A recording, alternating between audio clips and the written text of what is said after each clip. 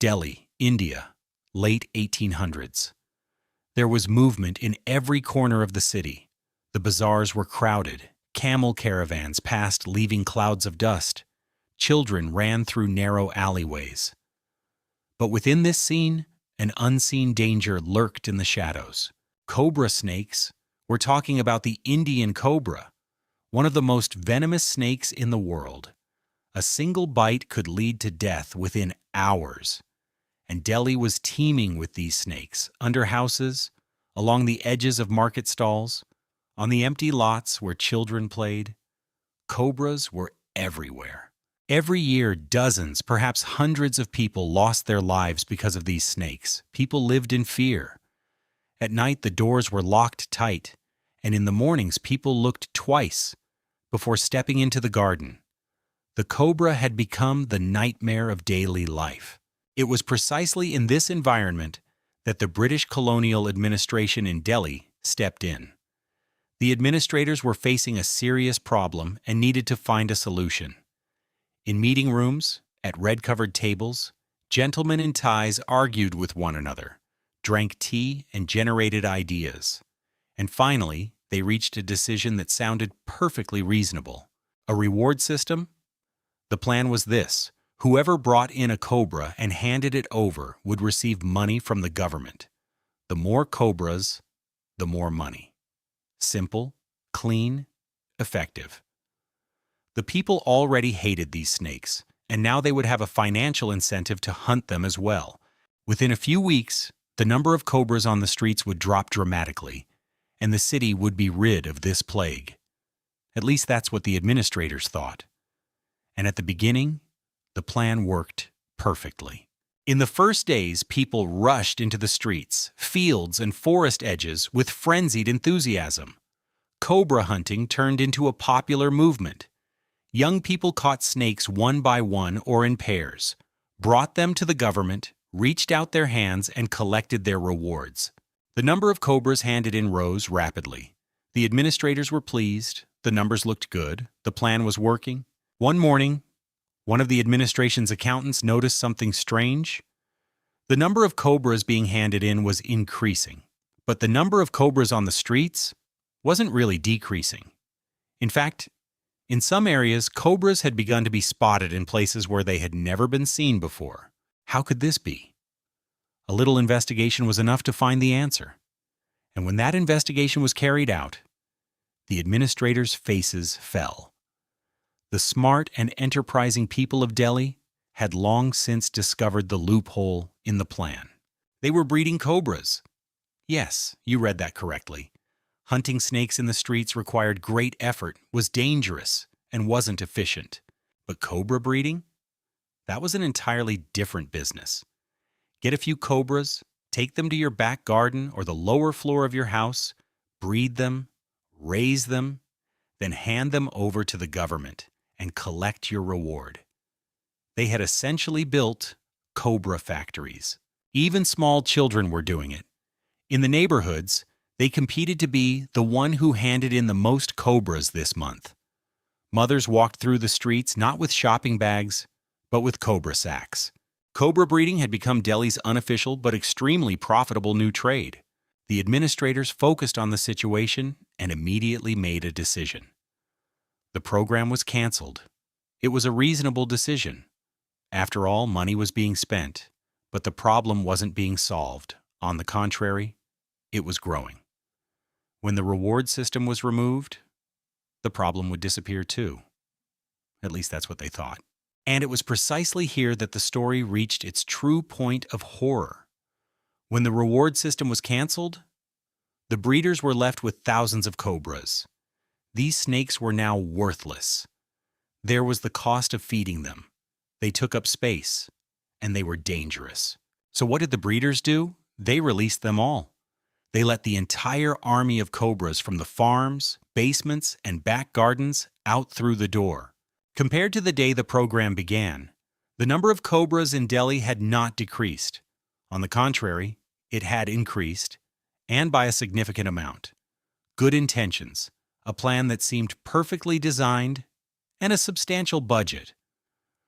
All of it came together not to solve the problem, but to make it even worse. Now stop and think. This story may have struck you as funny or unbelievable. You may have thought, how could they do that? But I want to ask, are we really that different from the people of Delhi? The Cobra Effect was conceptualized in the mid-1900s by German economist Horst Sievert. Using exactly this Delhi story, Sievert defined it as follows. When an incentive mechanism applied to solve a problem changes people's behavior in unexpected ways, and this change makes the problem worse instead of solving it, the Cobra Effect emerges. And this effect didn't occur just once in history. It happened again and again. After Delhi, let's go to the early part of the century, this time to Hanoi, the capital of Vietnam under French colonial rule. The city was overrun with sewer rats. The administration took the same logical approach and made a decision. A reward would be given for every rat tail brought in. Only the tail was required. There was no need to bring the entire rat. You can probably guess what happened. People began killing rats and cutting off their tails. Fine, that was as planned. But then things got strange. When the outskirts of the city were examined, tailless rats were found to be alive. Because smart breeders weren't killing the rats, they were cutting off the tails and releasing them. As long as the rat stayed alive, it kept mating and producing offspring. And each time a rat had its tail cut and was set free, a few months later, it would generate a new source of income. Around Hanoi, the strangest rat farms in history had been established. Would you like a more recent example? In the 2000s, some Indian states began giving school principals bonuses based on exam success rates. It seemed like a wonderful idea. If students succeeded, principals would be rewarded, and this would in turn incentivize principals to provide above-standard education. What happened?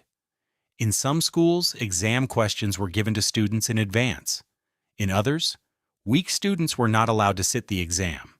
The numbers looked good, bonuses were collected, but real educational quality made no progress whatsoever. There was an incentive, but it was incentivizing the wrong thing. Appearing successful, not actually being successful. To understand why the Cobra Effect is so widespread, you need to understand human nature. People are smart. When you create a system, they begin working their minds to find the most advantageous position within that system. This usually doesn't stem from bad intent. Sometimes it's pure opportunism, sometimes a genuinely legitimate need, and sometimes it's simply a matter of interpreting the rules the way the player wants rather than the way the rule writer intended. Administrators, policymakers, and leaders set a target: reduce the cobra population. Then they choose a metric to measure it, the number of cobras handed in, and then they incentivize that metric. Money will be given. But that's precisely where the problem begins. The greater the distance between the target and the metric, the higher the risk of the system being abused. People focus not on the target, but on the metric, because what is rewarded is the metric, not the target anymore. Economists and social scientists have also described this phenomenon under different headings. Goodhart's law states, when a measure becomes a target, it ceases to be a good measure. A different way of saying the same thing. Now I come to the most important question. How often do you and I encounter the Cobra Effect in our daily lives? Think about it. You work at a company and your manager says, however many customer calls you make this month, your bonus is directly proportional. So what do employees do? They make short, ineffective calls and inflate the numbers. The metric looks successful, but customer satisfaction stays where it was or gets even worse. Or think of a hospital. The doctor with the highest surgical success rate gets a reward. So what does the smart doctor do? They avoid risky cases. They treat the easiest patients. Their statistics stay looking good, but the patient waiting for a doctor who will actually perform that difficult surgery is left stranded. Or social media. The longer a platform keeps you on the app, the more advertising revenue it earns. So the metric is time spent by the user. The goal isn't to make you happy, it just means keeping you there. The result?